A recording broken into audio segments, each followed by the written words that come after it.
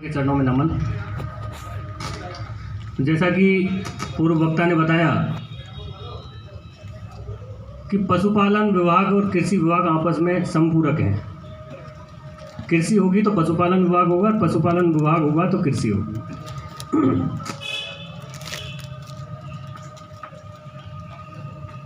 अब मैं पहले राज्य सरकार की जो पशुपालन विभाग की मेन योजना है उनके बारे में बता दूं।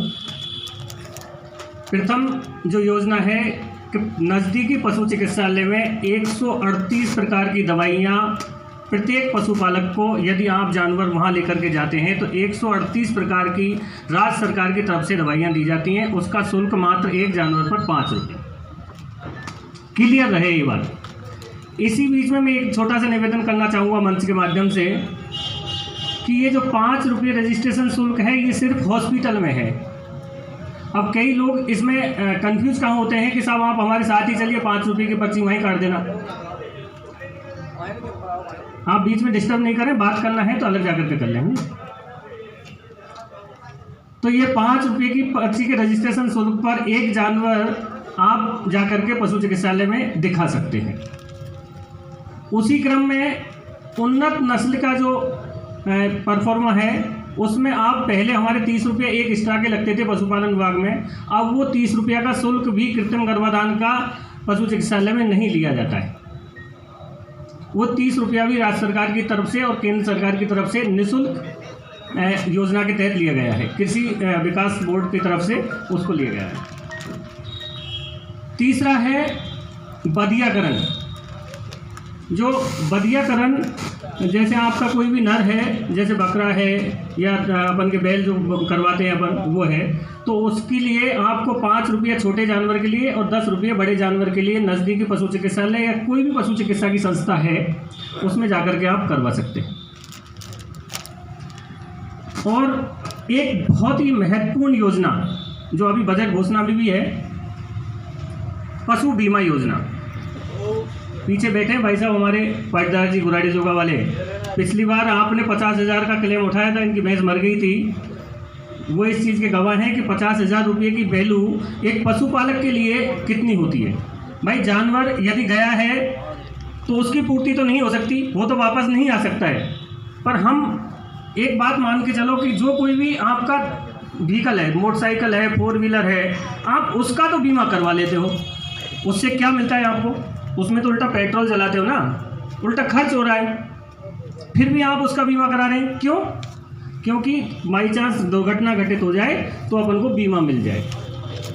उसी पे आधारित यदि आप पशुपालन विभाग की तरफ से और बीमा करवाते हैं अपने जानवर का, तो गाय के लिए 40,000 का और भैंस के लिए 50,000 का बीमा आपको गाय के पशुपालन विभाग की तरफ से किया जाता है। यदि नॉर्मल तरीका से कराओगे तो 4,000 रुपये शुल्क लगता है उसका। और अभी जो राज्य सरकार की तरफ से जो छूट दी गई है, उस छूट के तहत आप 900 रुपये में वो बीमा करवा सकते हो गाय का, और 1107 रुपये में भैंस का बीमा करवा सकते हो 50,000 का। अब ये योजनाएं, मुझे दुख इस बात का होता है कि मैं सन 2013 से बताता आ रहा हूँ ये योजनाएं, पर अब तक जो बदलाव हुआ है, ये पचपाड़ तहसील प्रभारी हूँ मैं, उस पचपाड़ तहसील में नगण्य मात्र का बदलाव हुआ है। एक आध दो पशुपालक हैं, हीरालाल तिवारी हैं, गोपाल जी हैं, पाटीदार जी हैं, काफ़ी पशुपालक हैं जो जानकार हैं, थोड़ा बदलाव किया है, इनके लिए धन्यवाद। नहीं तो चराने का तरीका सबसे बड़ा होता है, जानवर का आवास, आवास के बाद आता है चराने का तरीका। हम क्या करते हैं, जैसे ही कोई गाय भैंस ब्याने वाली होती है तो उसके लिए भरपूर दाद, बाटा, खल, कैल्शियम, मिनरल मिक्सचर सब जो घर में उपलब्ध है वो सब तरह का खिलाते हैं। ऐसा ही करते हैं ना? ऐसा ही करते हैं कि ब्याने से पहले जैसे ब्याने वाली है या दूध दे रही है तो उसके लिए तो बढ़िया बढ़िया, और जो कुछ नहीं दे रही है, लवारी है या ब्याने वाली है, उसके लिए क्या करते हैं, खाली जो पाड़ी है उसके लिए क्या करते हैं, सूखला ही सूखला। ये कटु सत्य है, कोई माने नहीं माने। एक आध दो पशुपालक हो सकते हैं जो उन्नत किस्म के हैं, वो प्रगतिशील पशुपालक में माने जाते हैं। देवीलाल जी भी मुझे दिखे थे अभी यहाँ पे। ऐसे बहुत कम पशुपालक हैं। तो हम क्या कर रहे हैं और हमें क्या करना चाहिए, ये आज इस कैंप में आने का आपका फ़ायदा जब ही होगा जब आप यहाँ से कुछ बदलाव की भावना मन में लेकर के जाएं। नहीं तो कैंप होते रहेंगे राज्य सरकार के और हम ऐसे भाषण देते रहेंगे, आप और हम नाश्ता पानी करके घर चले जाएंगे। ये कटु सत्य है। तो करना क्या है, सबसे पहले बात आपको जानवर पालना किस तरह से है। मैं पैदा होगा वहीं से आपको बता रहा हूँ, पूरा पैदा होने से और 10 साल तक जीवन, 15 साल तक जीवन जब तक चलता है, कैसे गाय भैंस को पालना है। जैसे ही कोई भैंस ब्याई, पाड़ा पाड़ी दिया, सबसे पहले जो पाड़ा पाड़ी दिया उसके 10 से 15 दिन में आपको उसको गेंडोलों की दवा देनी है। लोकल लैंग्वेज में गेंडोलों की दवा जिसको बोलते हैं, एल्बेंडाजोल, फेनबेंडाजोल, जो नज़दीकी पशु चिकित्सालय में उपलब्ध है। आपको बाज़ार से 40 रुपये खर्च नहीं करने हैं, 5 रुपये जा कर के हॉस्पिटल में जमा कराने हैं, एक जानवर की दवा लेके आनी है। समझ गए? 80% बीमारियां खत्म। 80% बीमारियों की जनक होता है पेट, और डाइजेशन सही नहीं है तो वहीं से सब खत्म। इसलिए एल्बेंडाजोल 10 दिन के पाड़ा पाड़ी जो है उसको वहीं से चालू कर दीजिए। उसके बाद प्रत्येक 3 महीने में उस पाड़ा पाड़ी के लिए आप ये डीवर्मिंग की दवाई दोगे, प्रत्येक 3 महीने में, जब तक वो जिंदा रहेगा, चाहे वो 15 साल तक रहे। तो आज एक बात जो सीख करके जानी है कि छोटा जानवर हो चाहे बड़ा जानवर हो, गिंडोलों की दवा सबको देनी है। ग्यावन हो चाहे बाकड़ी हो चाहे दूध दे रही हो, सबको देनी है, चाहे छोटा हो चाहे बड़ा हो। अब तक आप ये मानते थे कि छोटा बच्चा होता है उसके ही पेट में कीड़े होते हैं, नहीं, ऐसा नहीं है। बड़े जानवर होते हैं उसके भी पेट में कीड़े होते हैं, और हम उस बात को मानते नहीं हैं। दूसरा है, जैसे ही वो पाड़ा पाड़ी 3 महीने का हुआ, अपन 2 महीने तक उसको सिर्फ दूध पे रखते हैं, क्योंकि जो चारा पचाने वाले के लिए रूमन जो होता है वो 2 से 3 महीने में विकसित होता है। और हम क्या करते हैं, पहले से ही जैसे 1 महीने का हुआ, दूध का लोभ करते हुए और उस पाड़ा पाड़ी के लिए हरा चारा, सूखला, दलिया ऐसा चालू कर देते हैं। उससे क्या होगा, वो पाड़ा पेड़ के पेट लटक जाएगा, दम सेप जो होता है ना वो हो जाता है। फिर पाड़ा पाड़ी का विकास वहीं, उसकी माँ ने भी 2 लीटर दूध दिया, वो पाड़ी भी 2 लीटर ही दूध देगी, ये भी सुनिश्चित है। तो हमको करना क्या, उन्नत नस्ल का पैदा करनी है। तो उन्नत नस्ल कैसे पैदा होगी, एक तो प्रत्येक 3 महीने में डीवर्मिंग की दवाई देनी है, गेंडोलों की दवाई देनी है प्रत्येक 3 महीने में, प्रत्येक जानवर को। ये लिख लीजिए आप, है ना, सबको। मैं यही कह रहा हूँ कि सब जानवरों को गेंडोलों की दवा देनी है, चाहे छोटा हो, बड़ा हो, ग्यावन हो, पाड़ा हो, पाड़ी हो, बैल हो, कोई भी आदमी छोड़ के सबको देनी है, सीधी भाषा में। अब ये 3 महीने का हो गया। 3 महीने के बाद में हम उसको दत बाटा धीरे धीरे धीरे चालू करते हैं और दूध थोड़ा कम करते हैं। दूध कम करते जाइए और दत बाटा चारा जो आपके घर में उपलब्ध है वो चालू करते जाइए। यदि आप इस तरह से आप खिलाते रहे, वैसे एग्रीकल्चर वाले बैठे हैं, इन्होंने सॉइल कार्ड भी बनवाए होंगे, आपके सॉइल कार्ड बनवाए ना, मृदा का परीक्षण के जो जांच के कार्ड बनवाए थे, उस मृदा के जांच में देखना आपकी जो मिट्टी है ये फास्फोरस में डेफिशिएंट है। फास्फोरस और आयरन बहुत कम है। क्यों साहब, फास्फोरस और आयरन आपकी यहाँ की मिट्टी में बहुत कम है। इसीलिए आपको देखने में मिलता है कि कई बार जो भैंसें होती हैं उनके पेशाब में खून आता है, वो फास्फोरस की कमी से आ रहा है।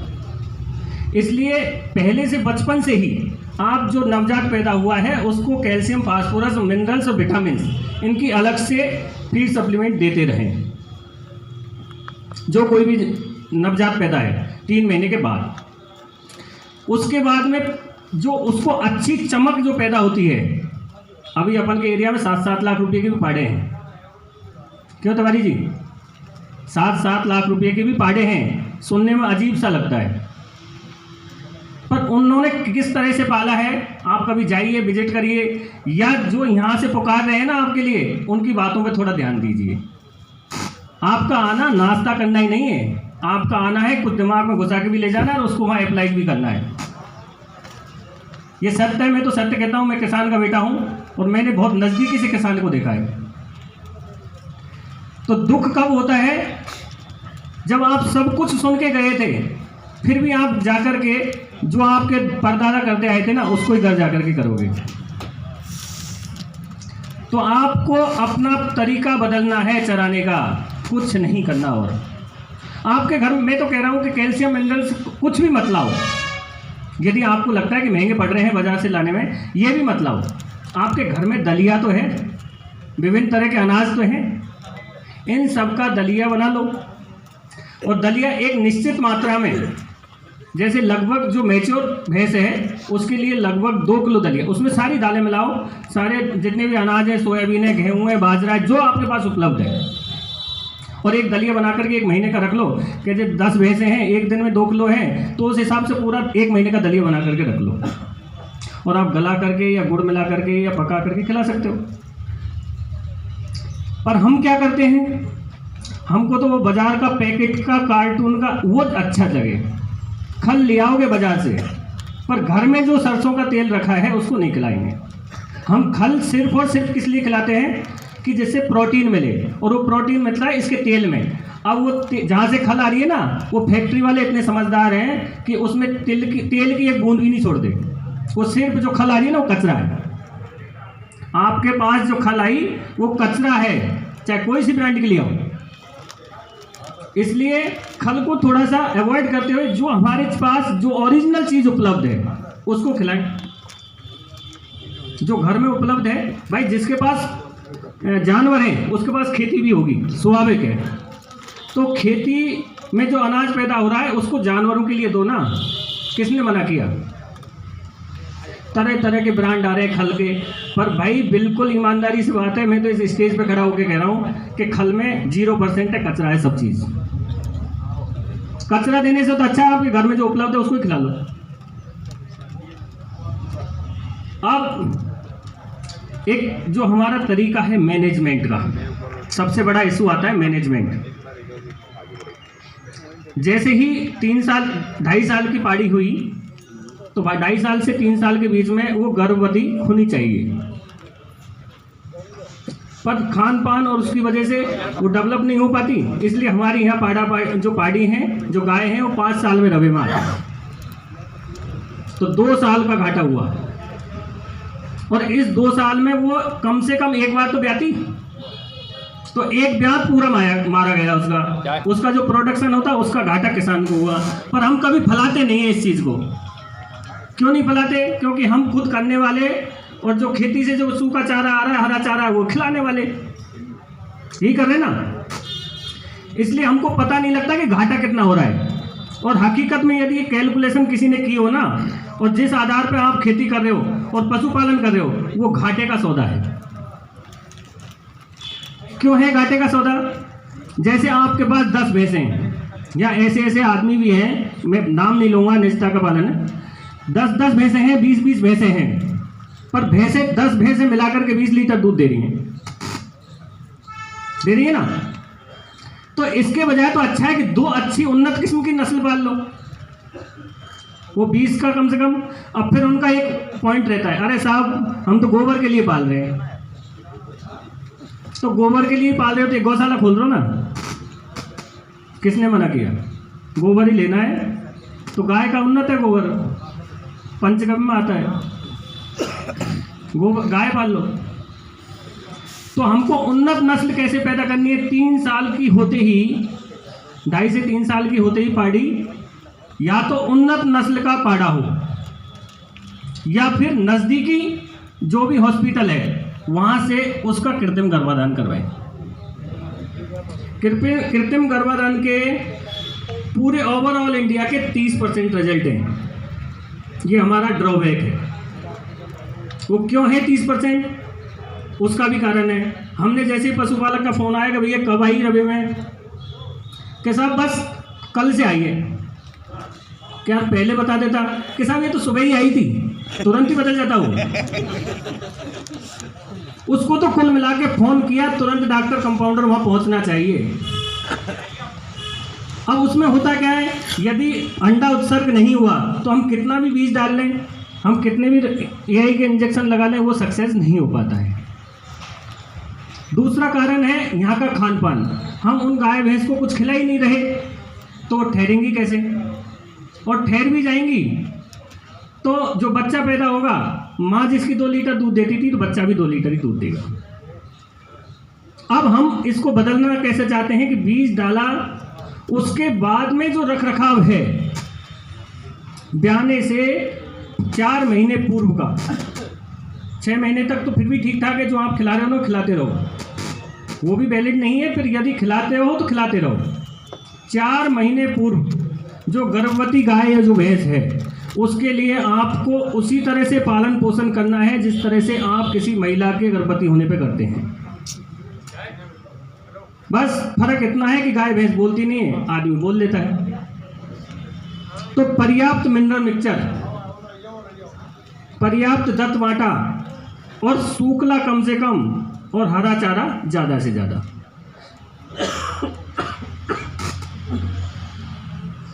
उसकी मात्रा होती है एक फिक्स कि जैसे 60% तो आप हरा चारा और सूखा चारा मिला करके देते हैं और 40% देते हैं आप दत्त बाटा कैल्शियम सब चीज़ मिला करके। और एक बात और, प्रत्येक जानवर के लिए 1% नमक ज़रूर दें, 1% नमक ज़रूर दें। डेली उसके खाने में नमक होना बहुत ज़रूरी है। जिस तरह से अपन खाते हैं ना, उसी तरह से उनके खाने में भी नमक होना बहुत ज़रूरी है, इसलिए नमक ज़रूर दें। कैल्शियम, फास्फोरस, मिनरल्स, विटामिन्स वो भी ज़रूर दें। अब उसके बाद में आती हैं यहाँ की भ्रांतियाँ। ये जो एरिया है ना, मैंने बहुत नज़दीकी से देखा है। सबसे पहला जो प्रथम बताऊंगा, चराने का तरीका। किस किस के घर में चारा मशीन है भैया, बता देना हाथ उठा के। चारा कुट्टी करने की मशीन किस किस के घर में है? 1 2 3 4 है ना। शर्म की बात, शर्म की बात है ये। कृषि विभाग वालों ने भी बहुतों को इनमें से दे दी होंगी, पर उनका हाल ऐसे हो रहा है जैसे मोदी जी ने जो शौचालय बनवाए थे ना, उनका हो रहा है। वो भी कहीं ना कहीं कोने में पड़ी होंगी। अब हम क्या करते हैं कि जो भी हरा चारा है, उस हरे चारे को कूटते तो है नहीं, कुट्टी बनाते नहीं, उसको सीधा गाय भैंस के सामने पटका, बफर सिस्टम, उसमें से पत्ती पत्ती तोड़ के खाएगी। उसके बाद में उसके ऊपर ही जो गोबर है या मूत्र है उसके ऊपर सारा करेगी, रोड़ी में चला जाएगा। फिर कहते हैं साहब हमारे क्षेत्र में चारे की बहुत कमी है। चारे की कमी नहीं होगी तो क्या होगा? 70% चारा तो खत्म कर दिया आपने, 70% तो खत्म कर दिया। 30% जो पत्तियां थी वो गाय भैंस नहीं चली, बाकी तो गया। दूसरा, इसके बाद में जो कटिंग करने पे एक जो टुकड़ा बनता है उसको गाय भैंस आराम से खाती है, चबा चबा के। और जो आप सीधा का सीधा बफर सिस्टम जो चला रखा है आपने, उसमें यदि आप पटकते हो तो पूरे को पूरे पेड़ को तोड़ेगी, कोशिश करेगी। जो उसकी एनर्जी दूध में आनी चाहिए थी उसको तोड़ने में ख़त्म हो गई, उस पेड़ के तिनके को तोड़ने में ख़त्म हो गई वो एनर्जी जो दूध में आनी चाहिए थी। बहुत छोटी बात है, पर इसका फ़र्क पड़ता है। इसका फ़र्क कैसे पड़ता है? आपके मुंह में मैं सीधी की सीधी एक रोटी घुसा दूँ, कितनी देर में चबा जाओगे? कोशिश कर करके करोगे कोशिश, पर चबा नहीं पाओगे, परेशान तो होगे ना। उसी तरह से गाय भैंस भी परेशान होती है। अब यदि एक एक गस्सा तोड़ तोड़ के खाएंगे तो आराम से खा सकते हो। उसी तरह से उनको चारा कुट्टी मशीन की भी ज़रूरत होती है, इसलिए कुट्टी की इसलिए ज़रूरत पड़ी। अब सोच लो कि आप यदि रोटी सीधी खा सकते हो तो गाय भैंस भी सीधी आप पोला पटक वो खा लेगी। तो सोच के जाओ कि यदि पशुपालन करना है, यदि गाय भैंस पालनी है, तो अपने घर में चारा कुट्टी मशीन पहले होनी चाहिए, नहीं तो मत पालो, कोई ज़रूरत नहीं है। अभी यहाँ आसपास की एरिया वाले दूध लेकर के आते हैं, कैन में दूध लीटर है 5 दूध लीटर लेके आते हैं, 5 लीटर दूध केटली में। सुबह 6 बजे के 7 बजे के वहाँ से निकलेंगे और 11-12 बजे तक यहीं चाय वाय पीते डोलेंगे, बीड़ी पीते डोलेंगे, और सारा काम करते हुए डोल के घर पहुँच जाएंगे और ऐसा करेंगे जैसे सारा काम हम ही करके आए। इसके बजाय तो अच्छा है कि 10 लीटर दूध का घी बना लो भाई। घर में जो पैदा हो रहा है उस 10 लीटर दूध को बेचने आ रहे हो, 100 रुपये का तो पेट्रोल खर्च हो गया होगा, 50 रुपये की कोई रिश्तेदार मिल गया, चाय बन गई, तो आपका तो यही खर्च हो गया जो कमा रहे थे जो। तो आप कर क्या रहे हो? आपके परिवार के साथ धोखा कर रहे हो। तो इसलिए तो अच्छा है कि आप वहीं कोई दूध वाला आए, उस दूध वाले को दूध दे दो, वो बढ़िया है। या फिर उन्नत किस्म से पशुपालन करो, या पशुपालन करना छोड़ दो। अब पशुपालन करने के बहुत सारे नियम हैं, उन नियमों के तहत ही पशुपालन करना है तो करो, नहीं तो मत करो। पहला, उन्नत नस्ल का पशु पालना है, उसको उन्नत तरीके का चारा देना है। ये नहीं है कि जो आपके पास एक बार हरा चारा है तो हरा चारा है, हरा चारा चलने दो, सूखा आया तो सूखा ही सूखा चलने दो, यदि ब्याह गई तो दत्त ही दत्त चलने दो। ऐसा ही होता है। इसको नहीं, दत्त के टाइम पे दत्त देना है, सूखे के टाइम पे सूखा देना है, हरे चारे के टाइम पे हरा चारा देना है, कैल्शियम के टाइम पे कैल्शियम देना है, मिनरल के टाइम पे मिनरल्स देना है। हर चीज़ की एक मात्रा होती है, ये नहीं कि आप जो चाहो देते रहो। तीसरा है, जैसे ही गाय भैंस ब्याई, उसका प्रथम दूध जो होता है, मुझे मत रखना, ये मत रखना चाहिए। जैसे ही गाय भैंस ब्याई, बच्चा दिया, और उसका प्रथम दूध जो होता है, चीपा जिसको बोलते हो आप, उस चीपे को आप या तो ढोल देते हो, या चीपे के बाद में आप उसको क्या करते हैं, भैंस को पिला देते हैं। किस किस ने भैंस को पिलाया अब तक चीपा? दूसरी बार, तीसरी बार? शर्म की वजह से नहीं बता रहे, नहीं तो सब पिलाते हैं। क्या पता नहीं डॉक्टर साहब क्या कहते हैं, खड़े करके बेइज्जती करते हैं। चीपा पिलाते हैं, और वो चीपा आंतों में जाके जमता है, और भैंस ऐसे मरती है जैसे पागल होके मर रही है, जैसे हड़ के कुत्ते ने खा ली थी, रेबीज जिसको हो गया था, पागल कुत्ता खा गया था। इस तरह से गाय भैंस मरती है। उससे क्या होता है, एल्कुलोसिस बोलते हैं उसको वैज्ञानिक भाषा में। उसकी वजह से एल्कलाइन हो जाता है शरीर का पीएच, और रूमन का पीएच और ब्लड का पीएच, और वो बिल्कुल पागलों जैसे लक्षण आते हैं, और 2 से मतलब 24 से 30 घंटे में भैंस गाय मर जाती है। इसलिए कभी भी चीपा नहीं पिलाना, लिख लो, चीपा कभी नहीं पिलाना। तीसरा, गाय भैंस को तैयार करने के लिए कभी भी घी नहीं पिलाना। सब पिलाते हैं, सब, मुझे कहने की ज़रूरत नहीं है, सब पिलाते हैं, घी नहीं पिलाना। अरे भाई, घी पिला रहे हो, घी एक ऐसी चीज़ है, सबसे ज़्यादा एनर्जी है घी में, मान लिया, और पचाने के लिए भी तो चाहिए। लीवर तो पहले ही कमज़ोर है, पहले से ही आप उस तरह से कान पान दे रहे हो उसको, और ऊपर से तैयार करने के लिए घी और दे रहे हो।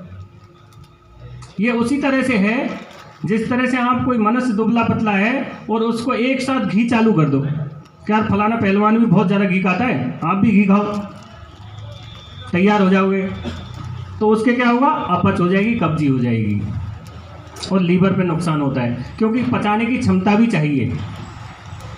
इसके बजाय 700-800 रुपये का 1 किलो घी का दे रहे हो ना, उसके बजाय तो कैल्शियम दे दो 1 लीटर, 5 लीटर, वो अच्छा रहेगा।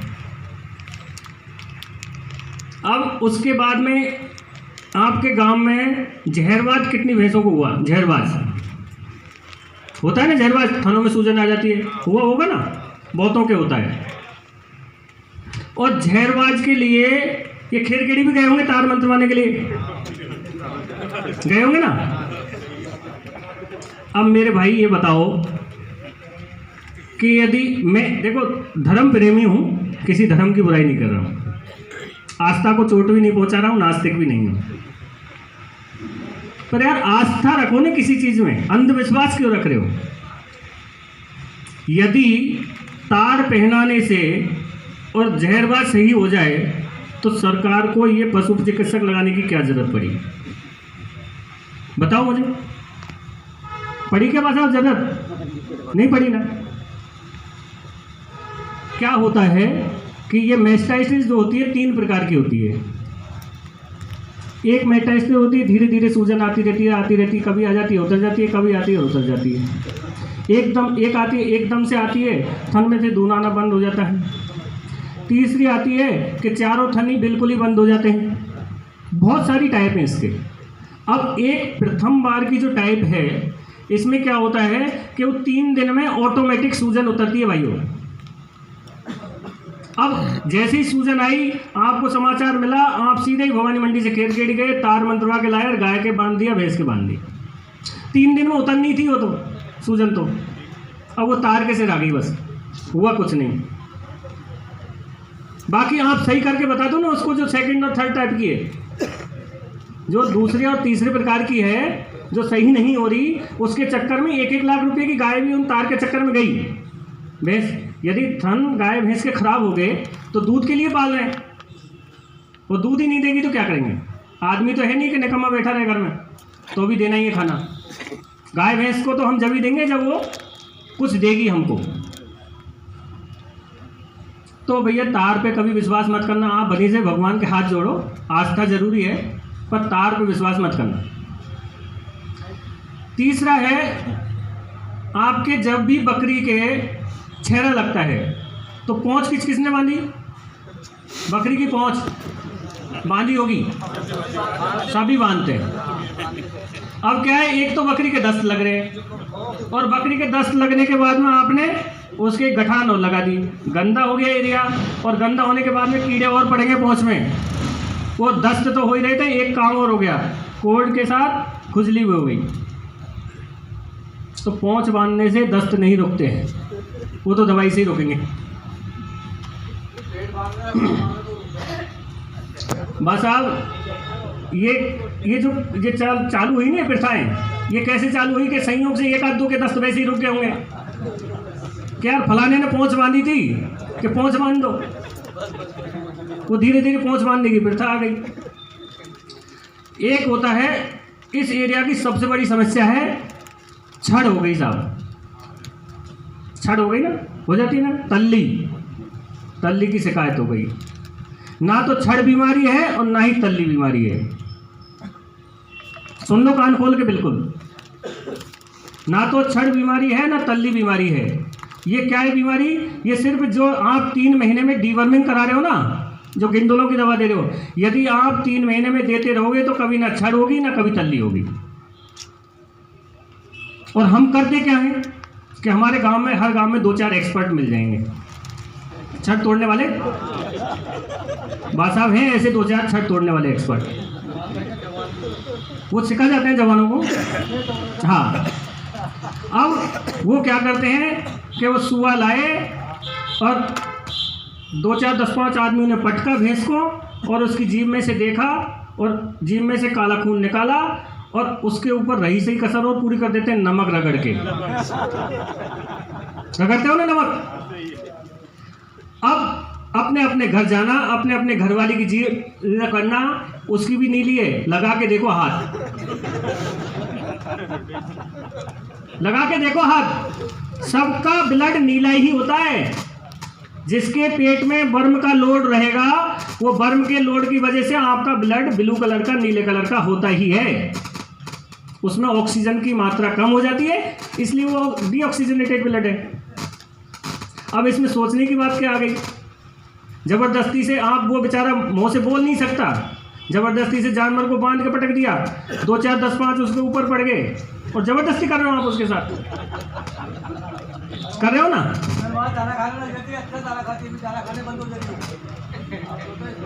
बस अब मैं इस बात में कुतर्क नहीं करना चाहता आपसे, क्योंकि मैं तो एक वैज्ञानिक भाषा में आपसे बात कर रहा हूँ। आप तो अपने घर जाओ, अपनी जीभ भी देखकर कांच में। मैं तो सीधी कहता हूँ, यदि आपकी जीभ नीली मिले तो किसी परफेक्ट को बुला करके आपकी भी फुड़वा लेना और ऊपर से नमक लगवा लेना, फिर देखना दर्द कितना होता है।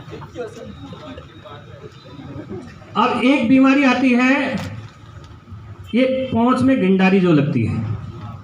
मैं बहुत नज़दीकी से पशुपालन को आपके यहाँ देखा है मैंने। जो गिंडारी होती है, वो यहाँ के लोग क्या करते हैं, गिंडारी का मतलब होता है खत्म, डेड, मर गया। अब जो मर गया उसको जिंदा कर सकता है क्या कोई? जो प्रकृति में मर गया वो जिंदा हो सकता है क्या? उसका क्या काम है? क्या करोगे मरने के बाद? जला दोगे। अब जलाओ ऐसा कि उसकी हड्डी हड्डी भी जल जाए, ऐसा जलाओ जब तक जलना है। यदि आपने मृत में कोई छोड़ दिया तो इन्फेक्शन तो होगा ही होगा, सही है ना। अब उसके लिए हम क्या करते हैं कि जैसे ही गंडारी लगी, तेल लाए, पूंछ में डुबा दी, थोड़ी बहुत बाल वाल जले, थोड़ी बहुत चमड़ी भी जली, जैसे तैसे हो गया काम। फिर वो 1 महीना 1.5 महीना तक के लिए तसल्ली लेगी। उसके बाद में फिर दोबारा 4 आंगुर ऊपर तक फिर दोबारा हो गई। फिर दोबारा वैद्य जी आए, तेल गरम किया, डाला। आप उस तरह को करते करते करते करते एक कंडीशन ऐसी आ जाती है जहाँ पहुंच एक बुलंद की रह जाती है।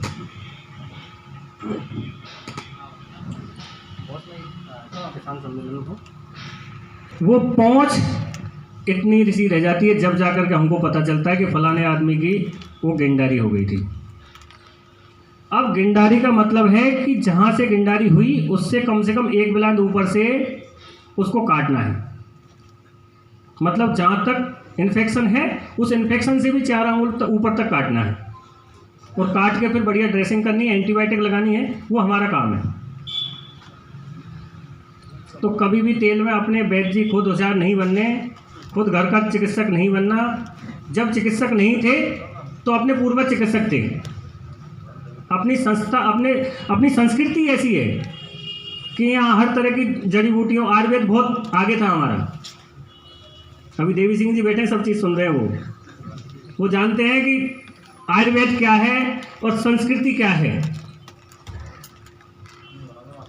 अब एक बहुत जी, ये तो हो गया आपका गिरदारी लग गई तो पहुंच कटा के ऑपरेशन ही कराना, और कोई उपाय नहीं है ना।